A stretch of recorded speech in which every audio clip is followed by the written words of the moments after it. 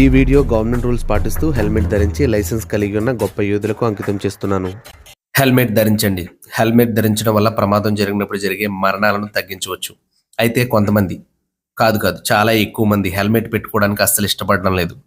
ఇంకా కొంతమంది యూత్ అయితే మరీ దారుణంగా తయారయ్యారు. లక్షలు పెట్టి బైక్ కొనుక్కొని 1000 రూపాయలు పెట్టి హెల్మెట్ కొనుక్కోకపోతే ఎలా? ఓకే, కొనుక్కోలేని చవట్ల గురించి పక్కన పెట్టండి. కొనుక్కొని ఇంటిలో పెట్టుకున్న చెత్త వెధవలకి, అలాగే పెట్టుకుని కూడా తలకి పెట్టుకుని పనికిమాలిన వెధవలకి హెయిర్ ఫాల్ అవుతుందని ఆలోచించే వేస్ట్ గాళ్ళకి చెప్తున్నా. ఈ హెల్మెట్ టాపిక్ వచ్చినప్పుడు ఒక పెద్ద ఆయన హెల్మెట్ లేకుండా బండి నడిపే లంజ కొడుకులు కాదండి, వాళ్ళ తల్లిదండ్రులను అనాలి. వాళ్ళంటే వీళ్ళకి బుద్ధి వస్తుంది అనేసి అన్నారు. ఆ బూత్ మాట అన్నప్పుడు నాకు కొంచెం బాధ అనిపించింది. అయినా కూడా చాలామంది ఈ విధంగానే తిట్టుకుంటారు. ఏమో మీ ఇష్టం, హెల్మెట్ పెట్టుకుంటారో లేదంటే ఆ పెద్ద ఆయన అన్న మాట నిజం చేస్తారో.